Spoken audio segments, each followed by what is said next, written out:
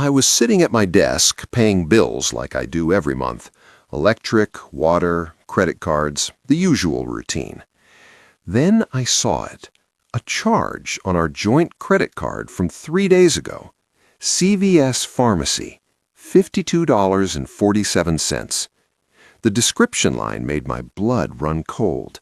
Plan B emergency contraceptive. I stared at the screen until the words blurred. My wife, Emma, and I had been trying to get pregnant for 18 months. Fertility appointments, ovulation trackers, timed intimacy that felt more like a science experiment than making love. She cried every month when her period came. I held her every time, promising we'd keep trying. So why the hell was there a charge for emergency contraception on our card? I heard her car pull into the driveway. Keys in the door, her usual cheerful, "Honey, I'm home." I turned my laptop screen toward the kitchen doorway and waited. She walked in, smiled, started to say something. Then she saw what was on the screen. Her face went white. The grocery bag slipped from her hands. Apples rolled across the tile. "Why is there a charge for Plan B on our card?" I asked, voice steady as a surgeon's hand. She opened her mouth, closed it, opened it again. No sound came out. "Emma," I said quietly, "we've been trying for a baby." Her eyes filled with tears, but they weren't the tears I'd seen every month when the pregnancy test came back negative. These were different. These were the tears of someone who just got caught. "I can explain," she whispered. "Then explain."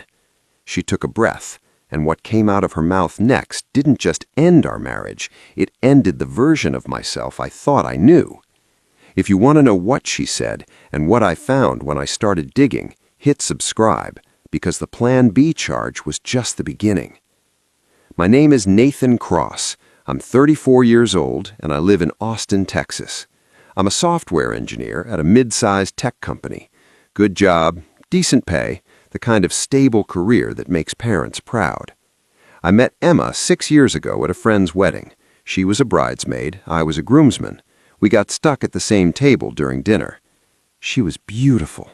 Blonde hair, bright smile, the kind of laugh that made everyone around her feel lighter.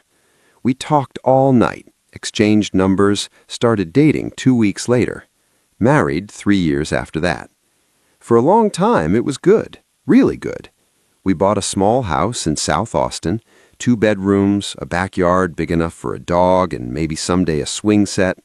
We talked about the future constantly, kids, family vacations, growing old together.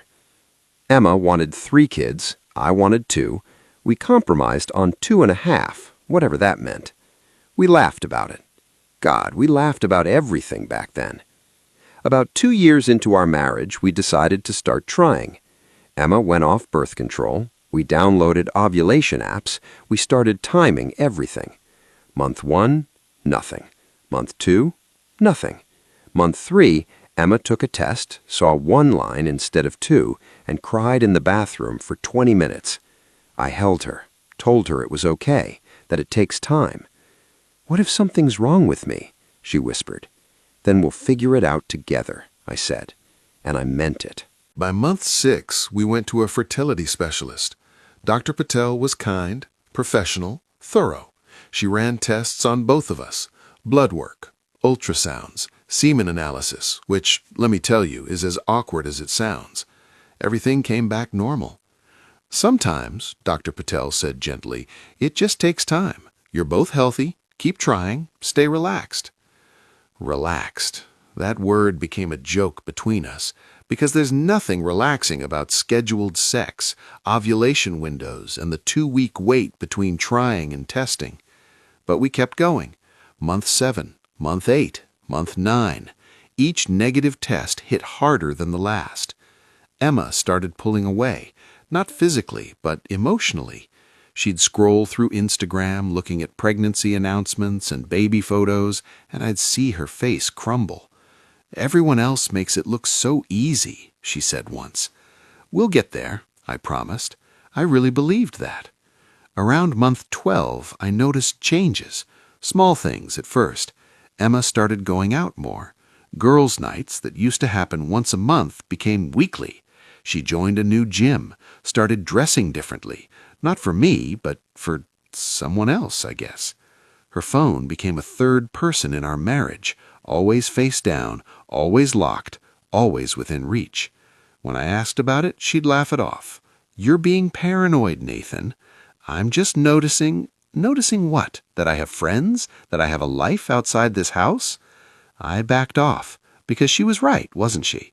I didn't want to be that husband, the controlling one, the insecure one. So I swallowed my suspicions and focused on what mattered, getting pregnant. Month 15.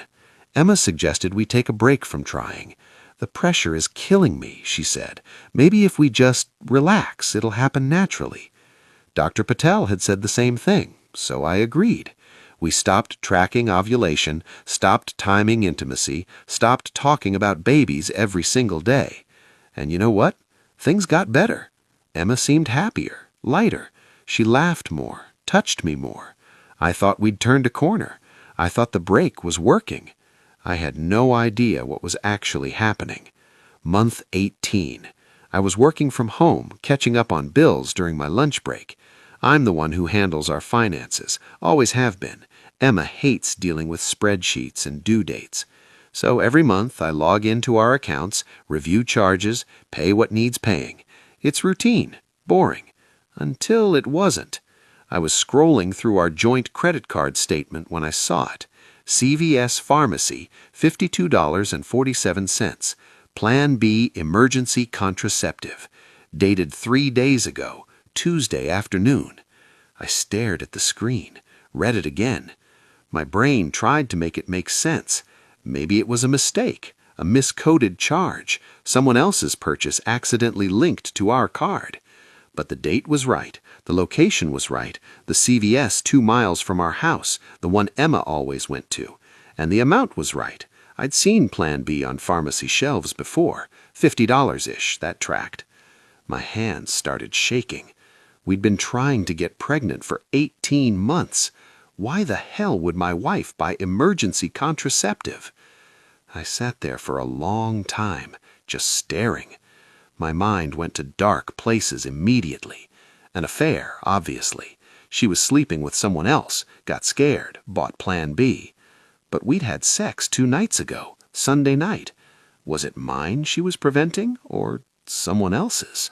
The thought made me nauseous. I looked at the clock. 1:47 p.m. Emma was at work, wouldn't be home until 5:30. I had time. Time to think. Time to decide how to handle this. I could call her, confront her over the phone, but I wanted to see her face, wanted to watch her reaction when I asked. So I waited. I closed the laptop, made myself a sandwich I didn't eat, sat on the couch and stared at the wall. At 5:32 p.m., I heard her car in the driveway. I opened my laptop, pulled up the credit card statement, turned the screen toward the kitchen, and waited. The door opened. "Honey, I'm home." Her voice was bright, cheerful, the same voice she used every day. I heard her set down her purse, kick off her shoes. She walked into the kitchen carrying 2 bags of groceries. "I stopped at H-E-B on the way home.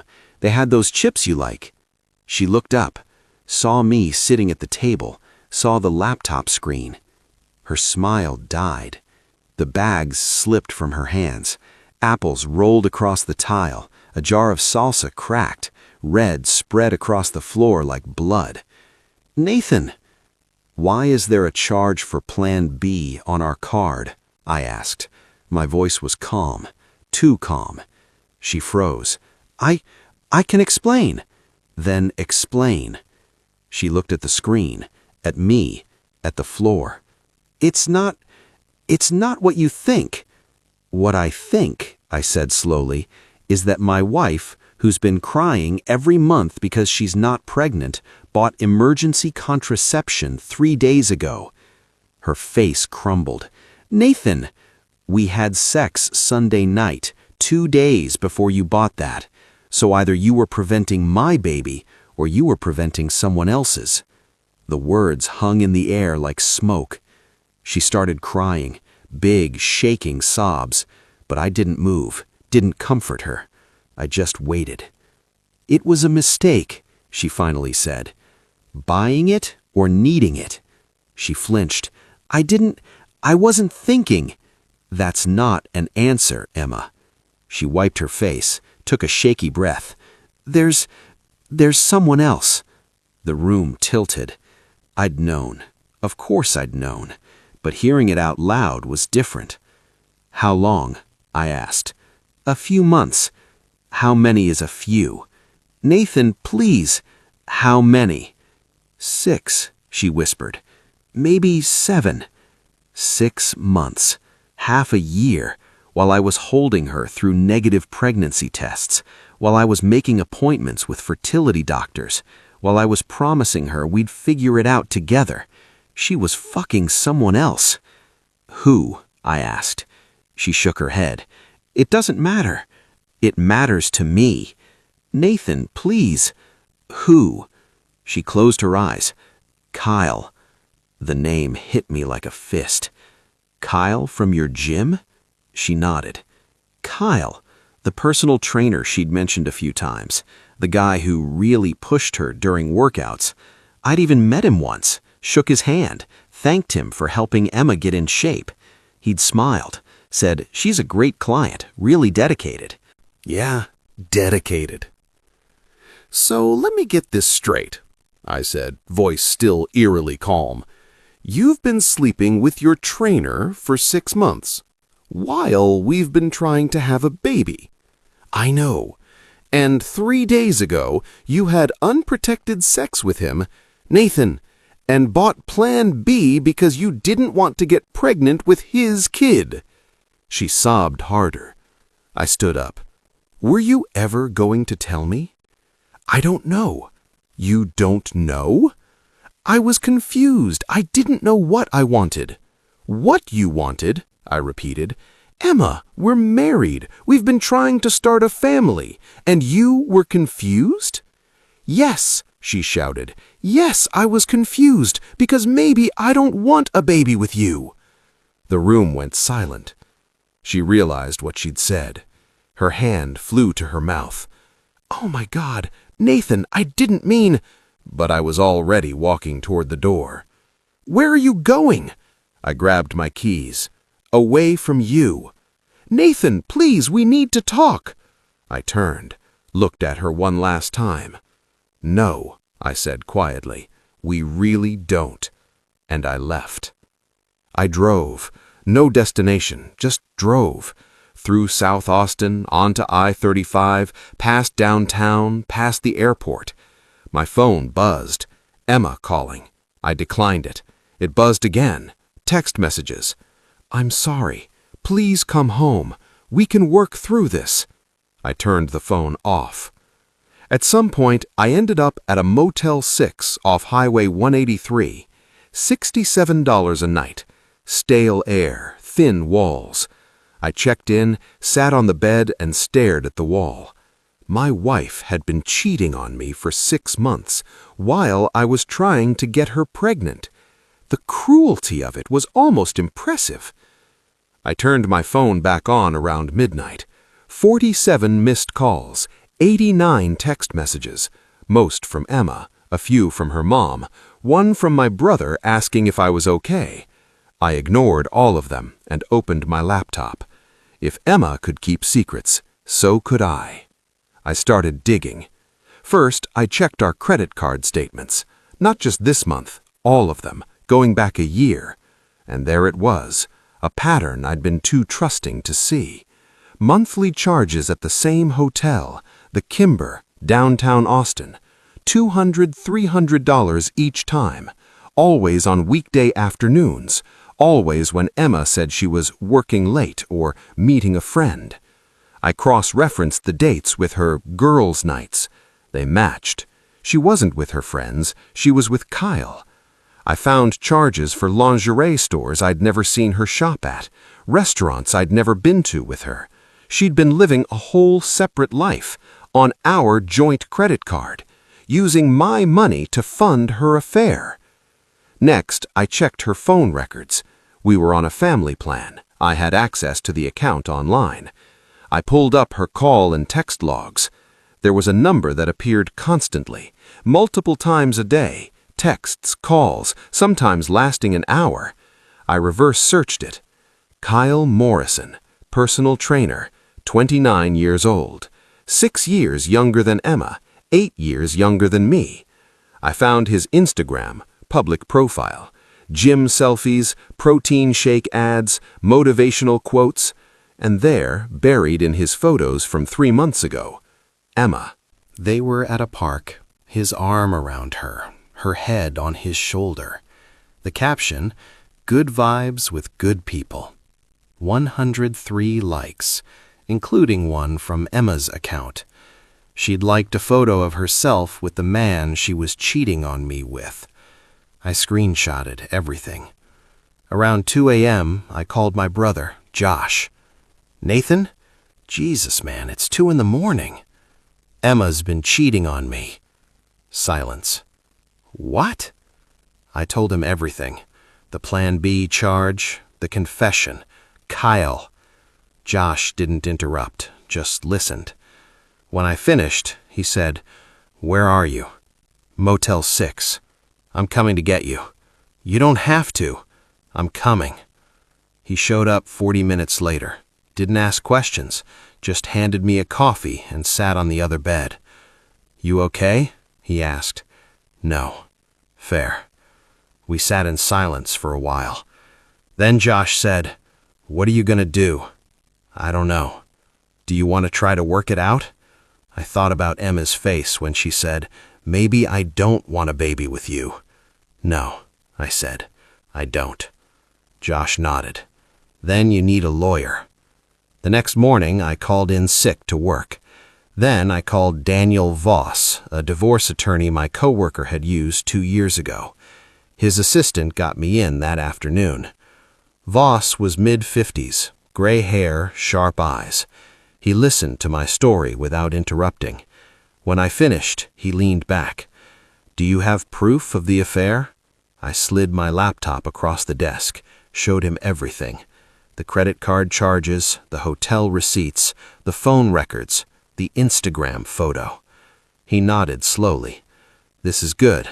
Texas is a no-fault state, but infidelity still matters in asset division."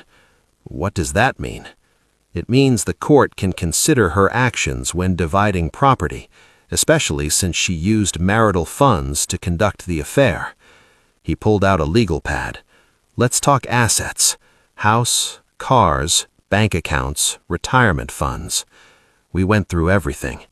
The house was in both our names, worth about $340,000. We owed $210,000. 2 cars. Hers was newer, worth more. Joint bank account with about $18,000. My 401k had about $95,000. Hers had $40,000. "Any other assets?" Voss asked. I hesitated. "There's something else." I told him about the trust. My grandfather had been a successful businessman. When he died 10 years ago, he left a trust for his grandchildren. I was one of 4 beneficiaries. The trust was worth about $4 million, split 4 ways. My share, $1 million. But it was structured carefully. I didn't control it, couldn't access the principal, just received quarterly distributions, about $15,000 every 3 months. I'd been using that money to pay for the fertility treatments, the appointments, the medications. Emma knew about the distributions, but she didn't know the full value of the trust. I'd never told her. Not because I was hiding it, because my grandfather had made me a promise. "Don't let anyone marry you for money," he'd said on his deathbed. "Make sure they love you." So I kept it quiet. Voss leaned forward. "Is the trust mentioned in your prenup?" "We don't have a prenup." His eyebrows rose. "You have $1 million trust and no prenup?" "I didn't think I needed one." He sighed. "Okay, here's the good news. The trust was established before your marriage. It's a separate asset. She has no claim to the principal." And the bad news? The distributions you received during the marriage might be considered marital property. We'll argue they're not, but she could fight it. Great. What do I do? I asked. We file first, Voss said. We document everything, and we make sure she doesn't get a dime more than she's entitled to. I signed the retainer agreement. Voss filed the divorce papers 3 days later. Emma was served at work by a process server in front of her coworkers. I didn't plan that, but I didn't feel bad about it either. She called me 17 times that afternoon. I didn't answer. Finally, she texted, "We need to talk, please." I replied, "Talk to my lawyer." Then I blocked her number. 2 weeks later, Emma's attorney reached out. Her name was Michelle Kwan. Aggressive, expensive. She sent Voss a settlement proposal. Emma wanted the house, her car, fair, half my 401k, $3,000 a month in spousal support for 3 years, and half of any undisclosed assets, including trust distributions. I read it and laughed. Actually laughed. "She's insane," I told Voss. "She's fishing," he corrected. "She knows about the trust now. She's trying to get a piece of it." "Can she?" "Not if I do my job right." Voss sent back a counteroffer. I'd keep the house, I'd buy out her equity, my car, my 401k minus what she contributed during the marriage, and the trust, completely separate. Emma would get her car, her 401k, half the joint bank account, and $0 in spousal support because she committed adultery and used marital funds for the affair. Kwan rejected it immediately. "She's not backing down," Voss said. "We're going to have to fight this." "Then let's fight." Discovery was brutal. Both sides requested documents, financial records, phone logs, emails. I handed over everything. I had nothing to hide. Emma, on the other hand, fought every request. She didn't want to turn over her phone records, didn't want to provide credit card statements. Voss filed a motion to compel. The judge granted it. When Emma's records finally came through, they were worse than I thought. She'd spent over $15,000 of marital funds on the affair, hotel rooms, dinners, gifts for Kyle. There was even a charge for a weekend trip to San Antonio, $1,200. I was at a work conference that weekend. She'd told me she was visiting her sister. She'd been with Kyle. The breaking point came during Emma's deposition. Voss questioned her under oath. "Mrs. Cross, when did the affair begin?" "Around March." "March of this year?" "Yes." "And you were still trying to conceive with your husband at that time?" "Yes." "Were you having unprotected sex with both men?" She hesitated. "Sometimes." "Did you know whose child it would be if you got pregnant?" No." Voss let that sit. "Mrs. Cross, why did you purchase Plan B on June 14th? "I was scared." "Scared of what?" "That I might be pregnant, and I didn't know who the father was." "So you terminated a potential pregnancy rather than face the truth." "I didn't terminate anything. Plan B isn't—" "It prevents pregnancy. A pregnancy you might have wanted if it was your husband's child, but you didn't want it if it was your lover's." Emma's lawyer objected, but the damage was done. The case went to mediation. We sat in separate rooms, lawyers shuttled back and forth. After 6 hours, we reached a settlement. Emma got her car, her 401k, $8,000 from the joint account. I kept $10,000 and $1,000 a month spousal support for a year, way less than she wanted. I got the house. I bought out her equity for $65,000, my car, my 401k, the trust, completely untouched. She signed. So did I. It was over. 6 months later, I was sitting in my house, drinking coffee on a Saturday morning. The second bedroom, the one we'd planned to turn into a nursery, was now my home office. I'd repainted, new furniture, new energy. The house didn't feel like ours anymore. It felt like mine. I'd started seeing a therapist, working through the betrayal, the anger, the grief. Because it was grief, mourning the life I thought I'd have. But slowly, I was building a new one. I heard through mutual friends that Emma and Kyle broke up. Apparently, once the affair wasn't secret anymore, it lost its appeal. Shocking.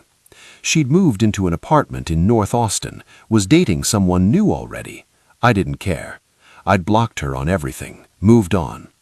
One Saturday, I was at a coffee shop when I saw Emma. Emma with a guy I didn't recognize. She saw me too, froze. For a second, we just looked at each other. Then she looked away, and I realized I felt nothing. No anger, no sadness, no longing. Just nothing. I finished my coffee and left. A year after the divorce, I met someone new. Her name was Grace. She was a teacher, kind, honest, funny. We took things slow, really slow. I told her about Emma, about the affair, about the Plan B charge that started it all. She listened, didn't judge, just held my hand. "I'm not her," she said simply. "I know," and I did. 2 years later, Grace and I got married. Small ceremony, close friends and family. No big production, just us, promising to be honest, to be faithful, to choose each other every day. A year after that, she got pregnant. We didn't plan it, didn't track ovulation, didn't stress. It just happened. When she showed me the positive test, I cried. Not because I'd wanted this for so long, but because I was having it with the right person. Our daughter was born on a Tuesday in October, 7 pounds, 3 ounces. Perfect. We named her Claire. Holding her for the first time, I thought about Emma, about the baby we'd tried so hard to have, and I realized I was glad it didn't work out, because this, Grace, Claire, this life, was what I was supposed to have, not the one I'd tried to force with the wrong person. I never saw Emma again. Heard she got married, had a kid of her own. I hope she's happy, I really do. Not because I forgive her, but because holding on to anger is exhausting, and I'd rather spend my energy on the people who chose me. The Plan B charge that ended my marriage was the best $52.47 I never wanted to spend, because it showed me the truth, and the truth, as painful as it was, set me free. If this story hit home, comment, "I'm free." If you've ever discovered a lie that changed everything, if you've ever had to rebuild from betrayal, if you've ever found the right person after the wrong one, this one's for you. Hit subscribe for more stories about the truth that sets you free, because sometimes the worst thing that happens to you is actually the best thing that could have happened. You just don't see it until you're on the other side.